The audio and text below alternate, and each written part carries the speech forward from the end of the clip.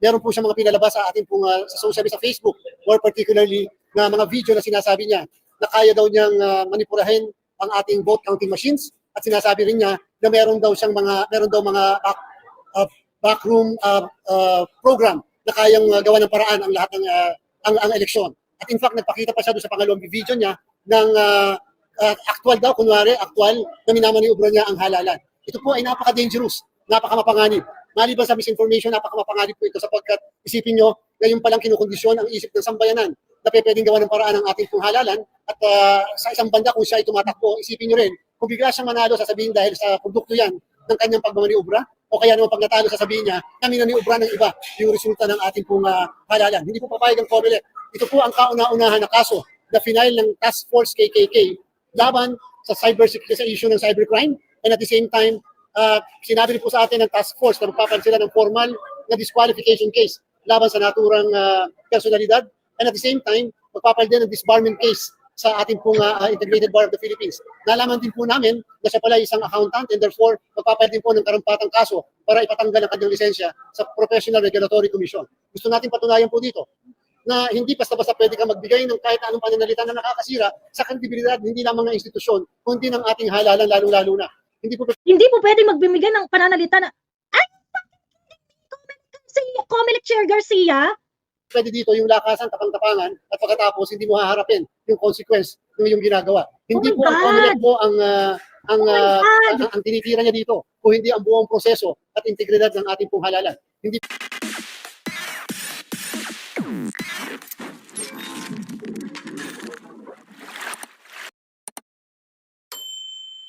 daming mga nangyari, no? Daming mga kaganapan. Some would deserve, deep dive conversation, deep dive discussion. Pero yung iba kasi parang hindi naman, tingin ko yung parang okay, fine, o di sige, tingnan natin. Ano, may mga ganun. Yung mga matter of crossing the bridge when we get there.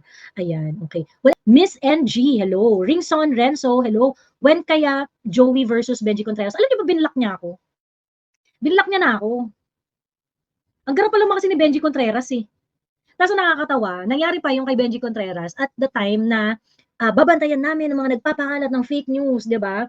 Pagkatapos, here comes Benji Contreras. Nakakatawa itong mga to, itong mga Ensaymada vloggers na to. Ito yung mga may access sa Malacanang ng mga vloggers ni BBM. Kasi nagpo-post pa yan na nagpupunta sila ng Malacanang, ganyan-ganyan, tapos meron pa sila mga pa-seminar at kinembot. And whatever money that you're pouring to this kind of vloggers, Diyos ko, lugi po kayo. Lugi kayo. Diyos ko. Ewan ko feeling ko baka yan nga yung naka-trigger, kaya pa. Kaya pinagre-resign lahat ng mga sa PCO eh. The handler of these people. Kasi nagbibigay ng ang nagbibigay ng seminar sa mga yan. PCO rin eh. I remember, hindi ko alam kung basta isa sa kanila mga Ensaymada vloggers, na nag-post sila na nasa Malacanang yata sila or somewhere, basta sama-sama sila. Pagkatapos may seminar na kinonduct yung PCO on them. Ganon.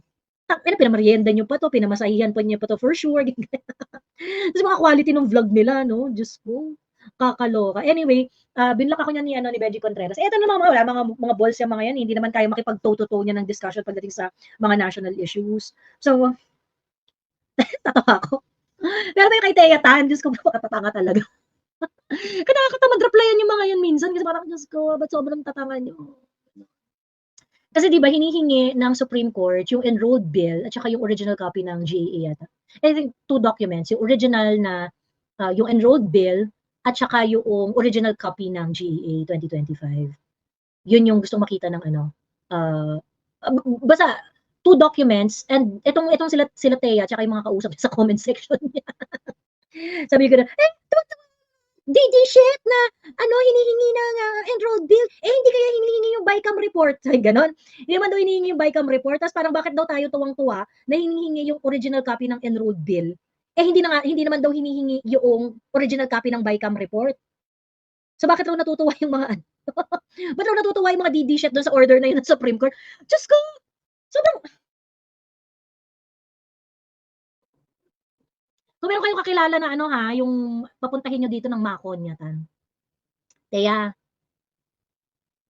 hindi hingi ng Supreme Court yung copy ng BICAM report.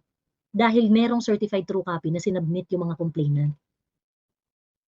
And that is the basis of the petition, tanga. Diyos ko. Nag-usap pa talaga sila dun sa post ni Thea. Nag-usap pa talaga sila dun sa post ni Thea. Sabi ko, ano mga takang to? Ano nakakaloka? Teka nga, mahanap nga saglit. Pasensya na, hindi ko na i-prepare yan kasi hindi ko naman talaga gustong i-topic. Pero, tawang-tawa lang ako. Kasi parang, bakit siya ako dyan sinasagad ng katangahan? Ano ba yan? Nakakaloka. Teka lang papakita ko.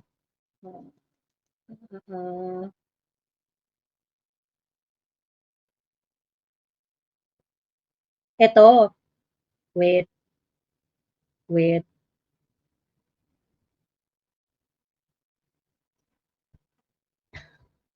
Totoo talaga ako. Tangina, galing. Binabayaran nyo to? Diyos ko. If binabayaran nyo yung mga ganitong klaseng tao, luging-lugi po kayo. Wait.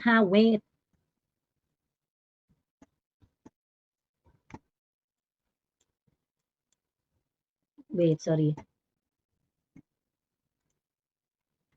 Pasensya na, hindi ko na ano to eh. Hindi ko talaga dapat iaano yan. Pag-uusapan niya. Pero since nandito na rin tayo, di sige, pagtsikahan na rin natin. Ayan. Okay, wait lang, may ebidensya ako. Baka sabihin nyo kasi ano-ano lang to eh. Chene lang to. Diyos ka!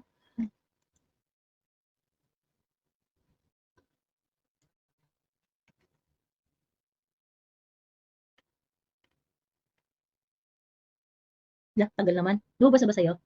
Yung message? Ito.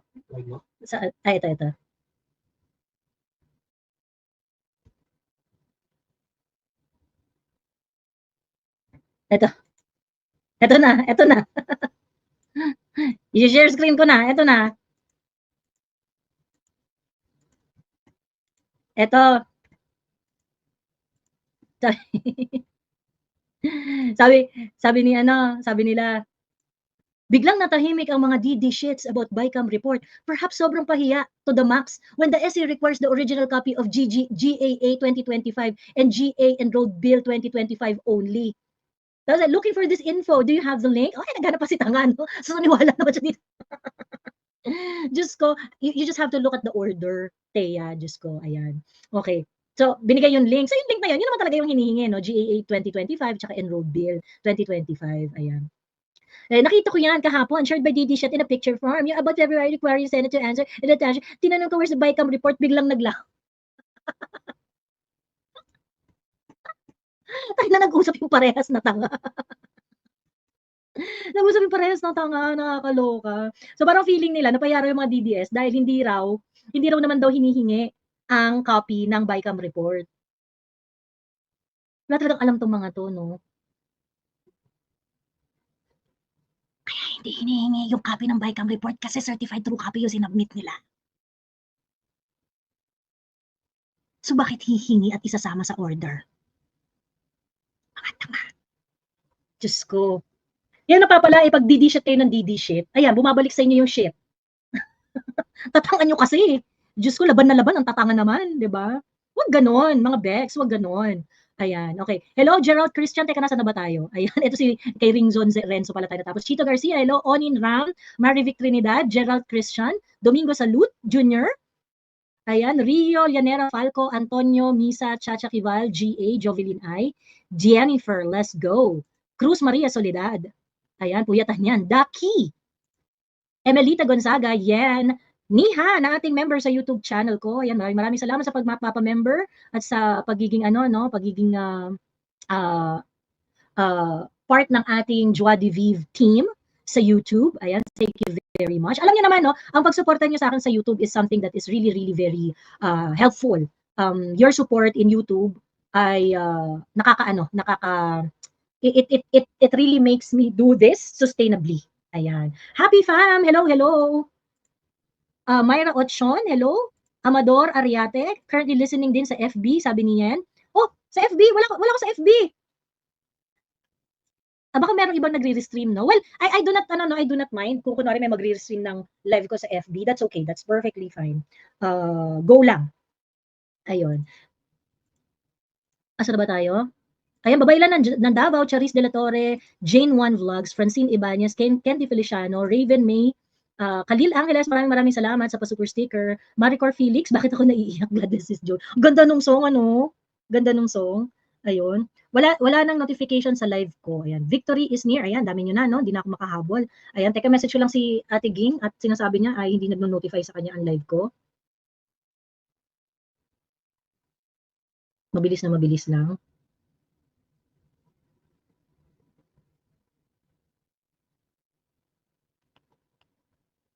Ayan.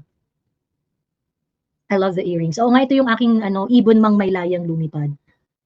Sabi ni Alex Dale, good evening, Miss Joey, ano pa reaction niyo sa expose ni Attorney Harold Respicio regarding vulnerable ang mga ACM na gamitin sa election? Masyadong madaling dayain po. Di ba parang kinasuhan siya ng COMELEC because of that? Tama ba? Tama ba? Medyo nakakaloka yun, no? Teka, Attorney Respicio, kilala na, familiar sa akin si Attorney Respicio kasi TikToker yan, nag-TikTok yan, meron siyang TikTok account before, tapos active siyang mag-live doon. So, kaya kilala ko siya kahit papaano.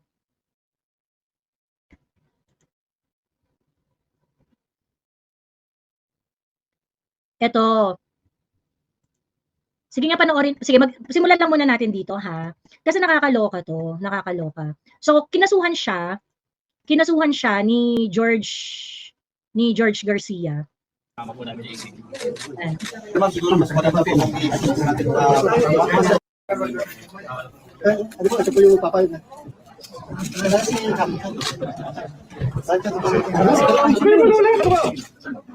Kasama po namin yung ACT. naman siguro mas maganda po kung i-assess natin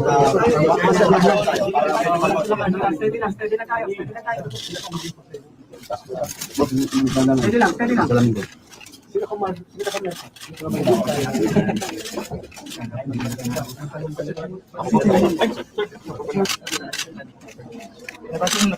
So, ano lang pala ito, no? Wala pala sa statement, ayan. So, anyway, kinasuhan nila sa Attorney Respicio. So, sabi dito, kinasuhan siya kasi nag-post raw siya dun sa social media account niya containing instructions on hacking the automated counting machine and source code intended for the 2025 elections. Ito maganda. Attorney Jeril Harold Paz Respicio, isa po siyang abogado at tumatakbo bilang Vice Mayor dyan po sa may province of Isabela sapagkat meron po siyang mga pinalabas sa ating pong sa social media, sa Facebook, more particularly na mga video na sinasabi niya na kaya daw niyang manipulahin ang ating vote counting machines at sinasabi rin niya na meron daw mga backroom program na kayang gawa ng paraan ang lahat ng ang eleksyon. At in fact, nagpakita pa siya doon sa pangalawang video niya ng actual na minamaniobra niya ang halalan. Ito po ay napaka-dangerous, napaka-mapanganib. Maliban sa misinformation, napaka-mapanganib po ito sapagkat isipin nyo, ngayon palang kinukondisyon ang isip ng sambayanan na pwedeng gawa ng paraan ng ating pong halalan at sa isang banda kung siya ay tumatakbo, isipin nyo rin, kung bigla siyang manalo, sasabihin dahil sa produkto yan ng kanyang pagmamaniobra o kaya naman pag natalo, sasabihin niya na minaniobra ng iba yung resulta ng ating pong halalan. Hindi po papayag ang COMELEC. Ito po ang kauna-unahan na kaso na final ng Task Force KKK laban sa cybersecurity, sa issue ng cybercrime, and at the same time, sinabi rin po sa atin ng Task Force na magpapan sila ng formal na disqualification case laban sa naturang personalidad, and at the same time, magpapal din ng disbarment case sa ating pong Integrated Bar of the Philippines. Nalaman din po namin na siya pala isang accountant and therefore magpapal din po ng karampatang kaso para ipatanggal ang kanyang lisensya sa Professional Regulatory Commission.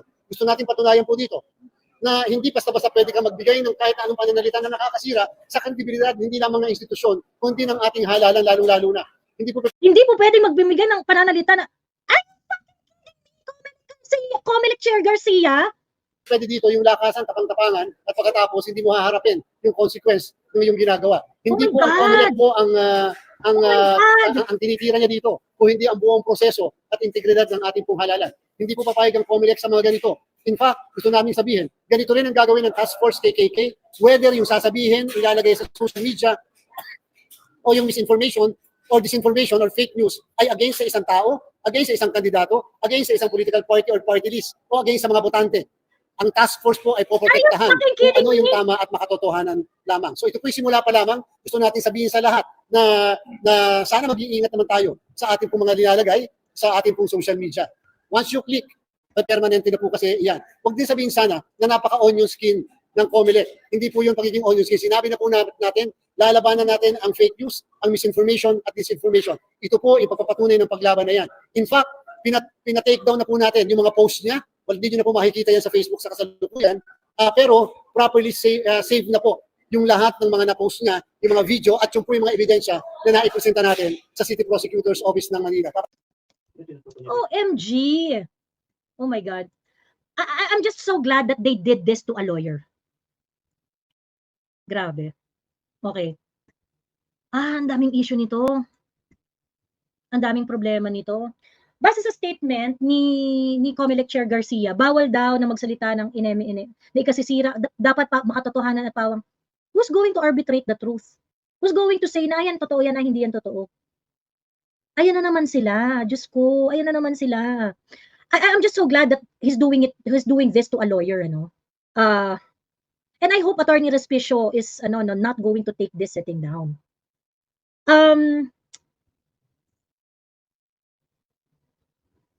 As far as I know, si COMELEC, part of their transparency rules is that they have to tell everyone kung paano nag-work, ganyan-ganyan, ineme. Public yan eh. Public na yung processes yan eh, kung ano mang gagawin, ano yung mga proseso, ineme, ganyan-ganyan.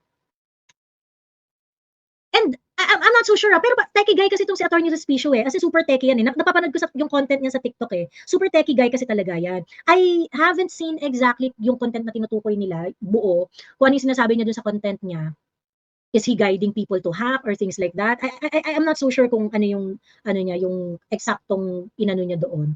But let's say pinakita ni Attorney Respicio yung vulnerability ng system ng COMELEC. Isn't that exactly the goal? Kaya kayo ay required, 'di ba? Na magkaroon ng mga test, magkaroon ng mga In fact, open 'yan to public eh, yung kapag ka nagva-vulnerability test sila.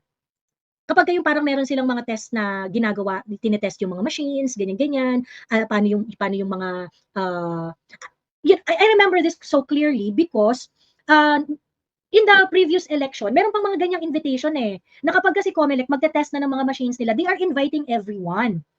And I remember so clearly that at that time, sabi ko nga, sana may mga manood na mga IT experts para ma-identify nila yung flaw ng system. So that it is clear to everyone at what point maaaring magkaroon ng dayaan. And why is it important? So that COMELEC can strengthen their system. Now, kung ganun yung ginawa ni Attorney Respicio as claimed by COMELEC Chair Garcia, na nagpakita kasi si ganito na para maaaring madaya kineme, I don't think you suing Attorney Respicio will solve the problem of COMELEC vulnerabilities. You are just actually violating the right of Attorney Respicio to express himself and what he feels about COMELEC system. Ba't kayo naging immune? I'm so sorry ha. Can someone explain to me, paano kayo naging immune? Na hindi kayo po pwedeng pagsalitaan when it comes to your system, when it comes to your Hindi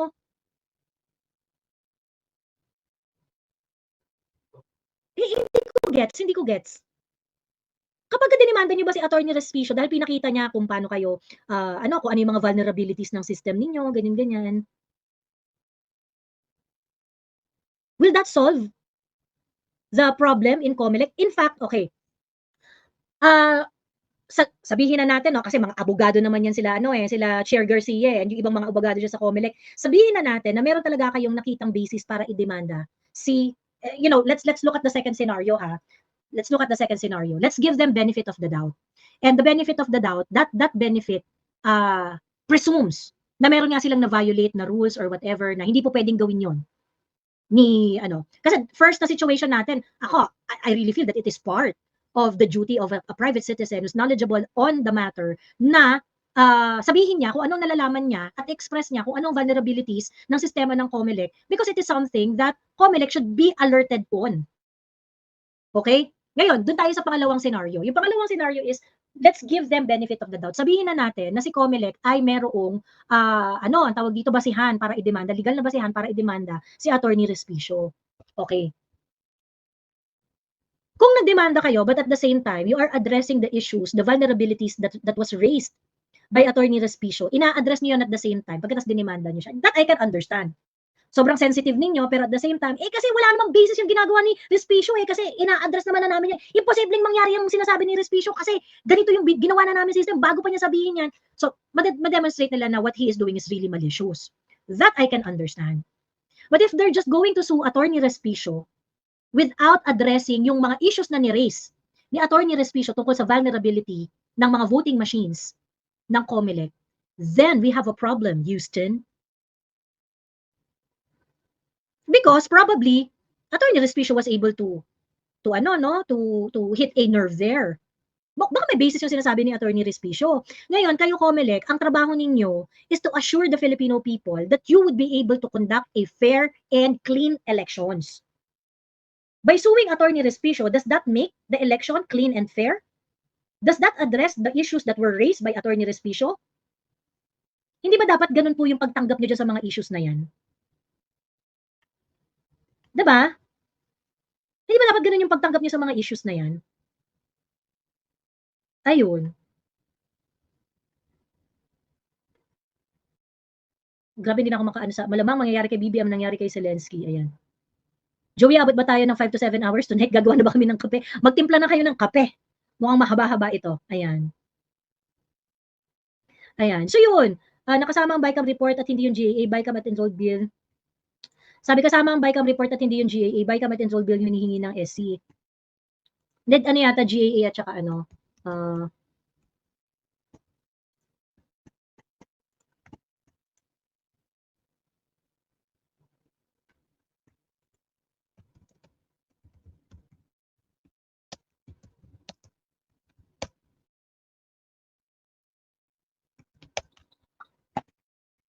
teka lang i-double check natin yan.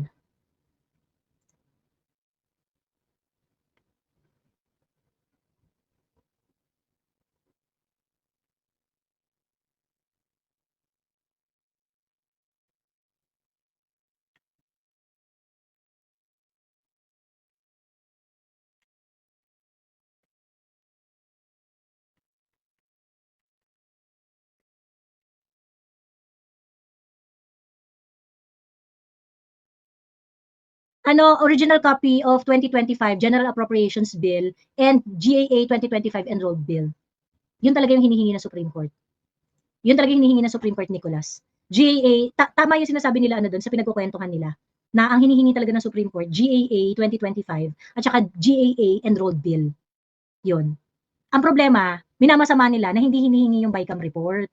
Hindi na talaga hihingi yung BICAM report kasi nga, ano na yun? Yun yung submission ng petition nila.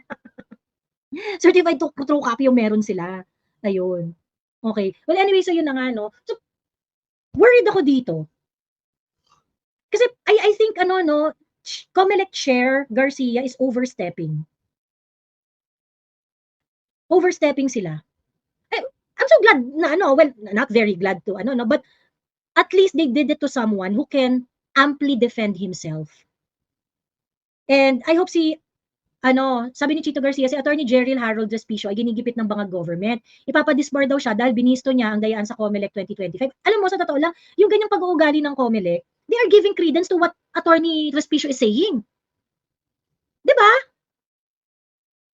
They are giving credence sa sinasabi ni Attorney Respicio. Ngayon, kung kunwari, napadisbar ninyo si Attorney Respicio, napatanggal niyo yung CPA license niya, napatanggal niyo yung kanyang lawyer license, napadisbar niyo siya, will that remove the fact na vulnerable yung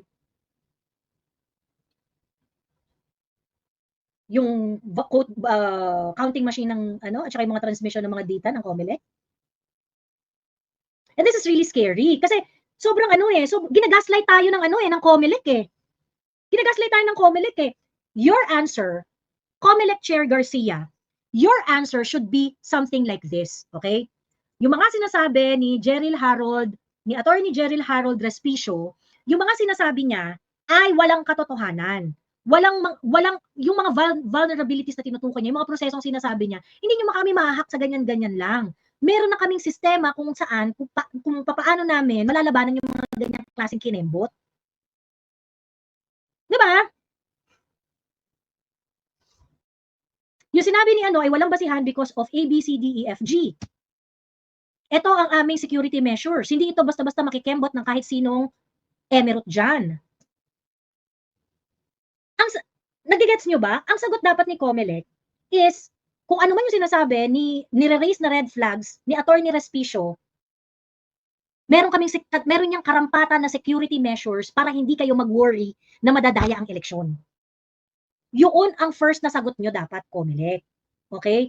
Yun ang first ninyo na sagot. Ngayon, kung ang action ninyo is dademanda yung abogado, ganyan-ganyan, ginagaslight nyo po ang mamamayang Pilipino. Basically, pinipigilan nyo lang ang mga Pilipino na magsalita about your system. And why is that? Do you think the Filipino people will get confident just because pinapatanggal nyo yung lisensya ni Attorney Respicio? Yung mga lisensya niya? I don't think it's fair. I don't think it's fair. There is something ridiculously wrong here. Sobrang parang yung may kasalanan yung jowa mo. Pero para hindi niyo napag-usapan yung kasalanan niya, ang gagawin niya, dadaanin ka niya sa mga gifts. 'Di ba? Dadaanin ka niya sa mga gifts, igagaslight ka. O di kaya, kung hindi naman siya maregalo, ang gagawin niya, gagawa siya ng away na iba. Ganon. Parang ganon yung ginagawa ni COMELEC dito. Ayun. Ayun, nakakaloka. Teka, ang bilis ng mga comment ninyo, ha? Sabi ni Politics Fanatics, Miss Joey, okay lang ba kumuha ng video clips dito sa mga live mo? Reaction video? Yes, walang problema. Go na go. Sige lang. Hindi na kailangan magpaalam. Sabi ni Dan Amante, IT expert po siya. Then that makes him more, more credible na magsalita about it. Oo nga, kasi teki yan. Napapanood ko yung TikTok niya, yung live niya sa TikTok ng before. Wala pa siyang Facebook account noon. Napapanood ko siya sa TikTok.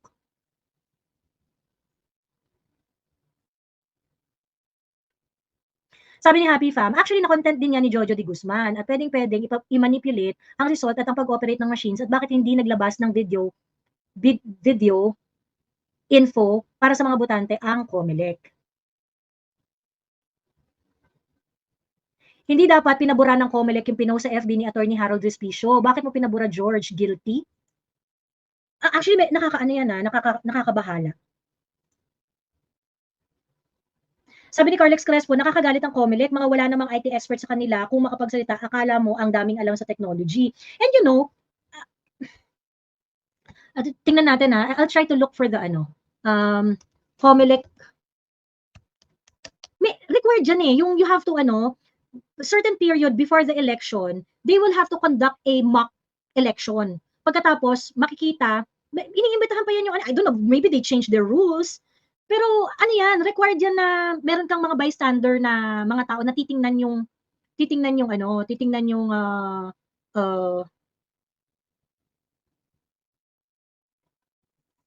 kung paano tumakbo yung system. Ganon.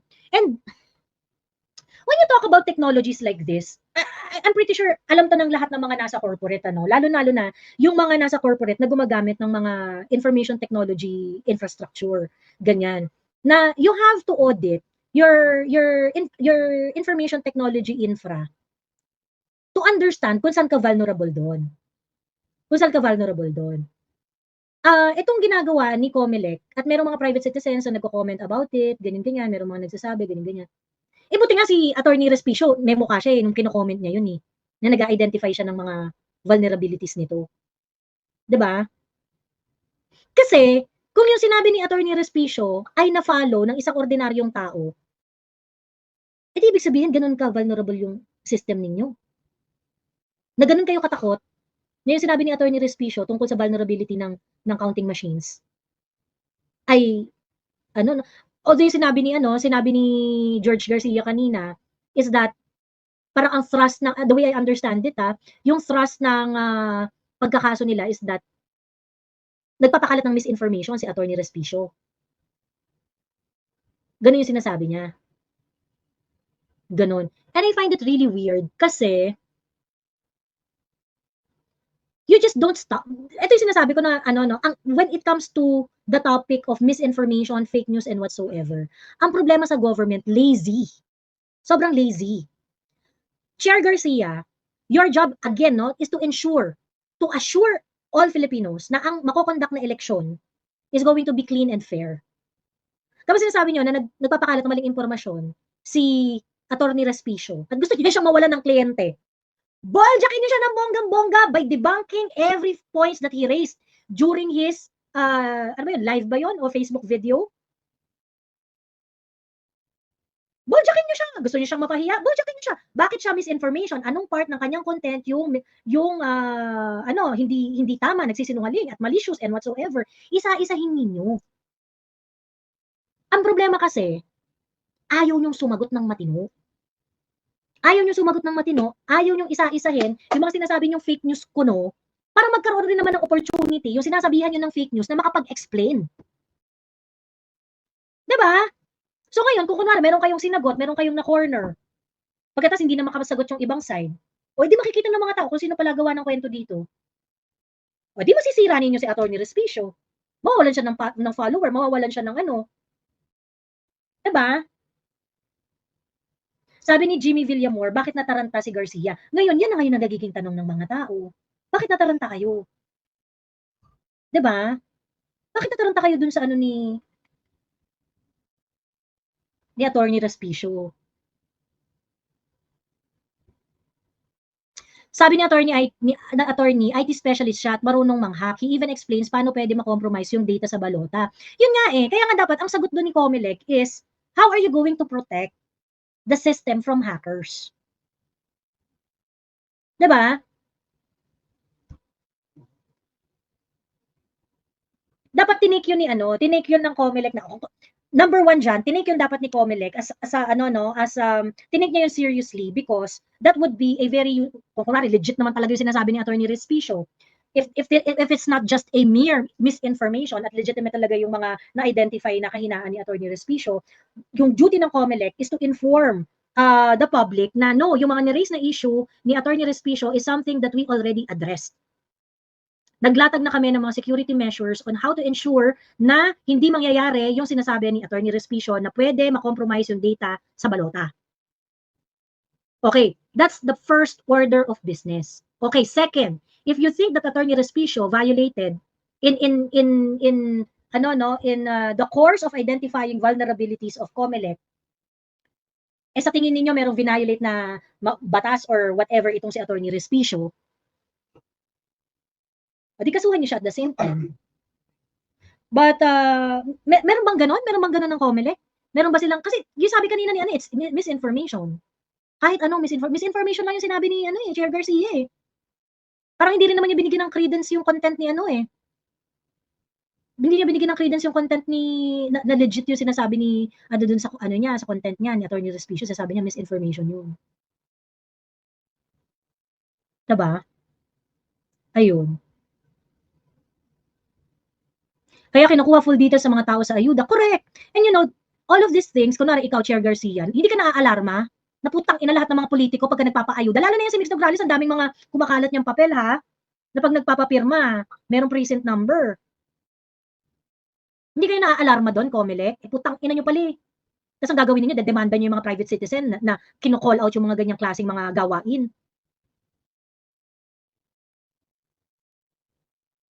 Diba? Hindi ka naaalarma sa ganun. Yan dapat yung pinagdedemanda ninyo. Yung mga kandidato na nanghihingi ng present number pagkatapos mamigay ng ayuda. Bakit? Meron na kayong dinemanda na kandidato na nanghihingi ng present number kapalit ayuda? Diyos me. Ayun. I really hope Attorney Respicio will I really hope Attorney Respicio is going to, not gonna take this sitting down. I hope you fight. After all, you're running for a vice, for a vice mayor. And sana wag niyang tanggapin yung ganitong klaseng pangbubuli. Ayun. Alam ng timbangag na septic tank na talaga sila, dumadagundong na ho ang suporta at pagmamahal ng taong bayan kay Presidente Duterte at VP Sara. Napaka-defensive ng abogado ni Bangag noon na si Chairman. Nakakatawa si Comelec. Parang hindi na pwede i-hack si Facebook dahil sa legal policies nila. Ayun. Sabi ni Buzz Taki, IT expert si Attorney Harold Respicio, gusto lang niya itama ang vulnerability ng voting machine. Dapat nga matuwa ang Comelec. Yeah, I think so too. And is doing it free of charge. My God. Yung mga ganyang klaseng risk audit, binabayaran yan. Taas ng kamay dito ng mga nasa compliance. Di ba? Yung mga ganyang klaseng risk audit sa mga IT infra ninyo, may bayad po yan. Buti nga ginawan libre ng mama eh. Guilty si Comelec Chair. Aware siya na totoo yung sinabi ni Atty. Respicio. It's really getting no? My God. My God. Ayun. Sabi ni Vivian ay, bakit tumahimik din si Kong Marcoleta kay Garcia? I think it has something to do with kasi at that time, ang kina-question kasi well, I hope matuloy pa rin yun, Kasi parang sinasabi ni Kong Marcoleta, itong si Garcia, maraming issues. Maraming issues like yung, di ba may mga pinangalan ng bank account, ganyan. I hope sa tamang panahon ilabas yan ni Kong Marcoleta. Lalo na, nagiging ganito na si Hindi naman nawala yung barahan niya na yun eh. It's just that, I remember na napag-usapan namin to ni Attorney Glenn noon, na yung at that time kasi kung parang trap tayo between devil and the deep blue sea. Kasi yung mga ginagawa ni Attorney Marcoleta at that time, it may lead to Smartmatic's door being opened again sa Philippine election. Ganon. Kasi parang leading towards that yung ni Attorney Marcoleta. Ngayon, ang tanong is, if that is the case, parang yun, baka well, yung at least yung advice ni Attorney Glenn at that time na, nako, Attorney Marcoleta, baka mamaya nagagamit ka or whatnot, ganyan. So I think from then on, parang hinold ni Attorney Marcoleta yung kanyang horses. But it doesn't mean, at sinabi naman to ni Attorney Marcoleta sa mga interviews niya later on, na hindi ibig sabihin na binibitawan niya at kinakalimutan niya yung mga alleged corruption na maaaring kinai-involvean ni George Garcia. Ganon. I hope ilabas ni Attorney Marcoleta sa tamang panahon. Yung mga ganon-ganon. Diba? Ayun. So, hindi naman yan sa talagang tumahimik. It's just that, kasi, parang mas prudent kasi nung time na yon na hindi i-push yung issue. Kasi pag pinush mo yung issue, it may lead to Miro being canceled. Pagkatapos ang papalit, Smartmatic. So, parang, we are actually parang in a very very pathetic situation na we were caught between the devil and the deep blue sea. Ayun. So kailangan mag-recalibrate. The way I understand it, ganun yung nangyari, Vivian ay. Ayun. Sabi ni Happy Fam, hindi ako mag-online vote kasi kung pwede ka namang mag-vote physically, why not, 'di ba? Mandatory ba na online voting? Sabi ni Malditang Waray, baka natumbok ni attorney yung way na mananalo ang kapatido ni BBM na ayaw sana maibulgar ni Garcia. This is bagong Pilipinas. Ang magsabi ng totoo ay ayaw at bawal sa kanila. Yun nga kaya tuloy, hindi na nagiging faithful si Comelec doon sa kanyang duty. Because you did this to Attorney Respicio, ganito yung magiging speculation ng mga tao. Ay, bakit ka galit? Baka totoo? Ay, bakit ka galit, George? Diba? Sobrang galit na gusto pang patanggal yung mga lisensya. Diba? Sobrang galit na gusto pang ipatanggal yung lisensya at ang lisensya at whatever ni Attorney Respicio. This government really does not allow oversight, pati si Gov. Gwen, ganun na din. Why aren't the vulnerabilities being addressed directly? I'm confused, sabi ni Menecos Focus. Correct! Concern na nga yung attorney about sa posibleng dayaan. Kung isipin mo, ginawa niya na yung trabaho ng Comelec, tapos siya pa nakasuhan. Sabi ni Jay Sams, yung basis din ni attorney, galing din naman sa Comelec, gaya ng pag-open online, kahit hindi pa nagbibilangan. Ayun nga eh. Kasi naman yan? Every election ginagawa naman yan ng Comelec, na yung mga observers, tingnan ninyo, ito yung proseso namin, kineme, ganun. Dapat na pinapatawag nila yan eh, tapos minimit, tapos inaalam kung paano, diba? Ayun.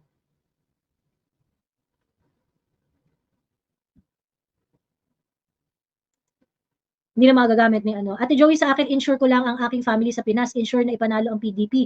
Pag di, wala allowance for 3 months. Sabi ni Juris rin. Comment George, ikalat namin ang issue na to. Laban ni Atty. Respicio ay laban din ng taong bayan. Fair at malinis na halalan. Sabi ni ano. Yeah. Ayun. Sabi ni Amir Kali, late na ako. Oo, late ka na ng 1 oras, Amir. Sabi ni Honsky, mabigat, hindi ba mabigat ang earrings mo po? Hindi, magaan lang to. Magaan lang siya.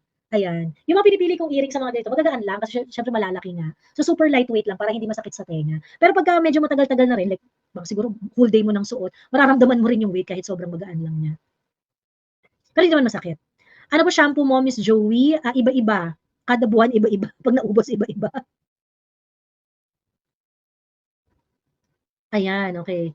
Kabubuan ng ginawa nila kay Respicio, nasa fundamental ng IT ang sinasabi niya. Pasalamat nga sila, sinabi ni attorney, gaano ka-vulnerable yung system. Correct.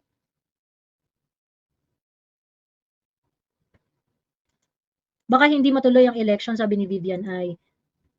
I don't know, kahit matuloy yan, kaya nga sabi ko sa inyo, itong election na to, dapat ang mindset nyo ganito eh.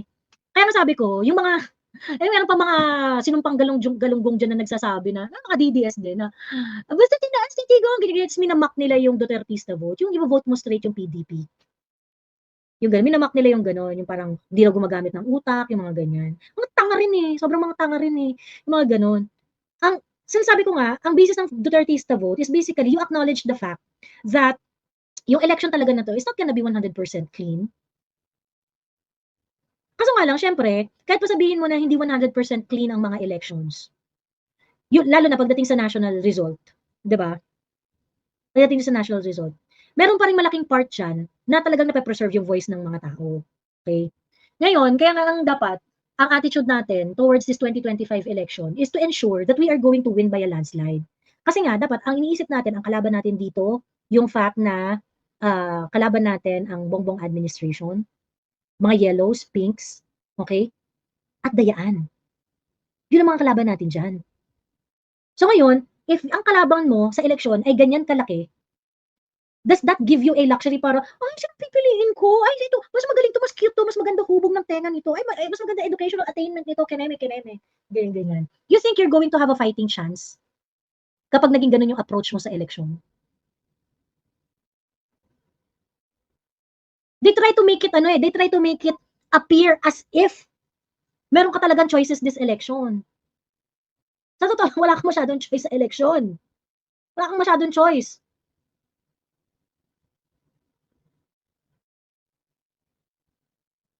Ayun. Kakaloka. Kailangan ba natin pagdebatihan yun? Kasi parang kung i-deny natin na i-deny natin na kailangan natin ng numero, kung i-deny natin na ayaw na, you're basically just giving space doon sa mga kaalyado ni Bongbong Marcos. And if you are giving space sa mga kaalyado ni Bongbong Marcos, baka ikaw ang double agent. Diba? Kung ang gusto mo ay gawing pageant at drama, itong eleksyon na to, ay hindi, dapat ganito, dapat ganyan, ineme, ganyan. At ayaw mo pang mag-vote straight. Ibig sabihin, magkakaroon ka pa, may option ka pa na magbigay ng space doon sa mga bataan ni Bongbong. Bakit gusto mo ng space na yun for them? Ayun. Baka yun ang double agent. Diba? Baka yun ang double agent.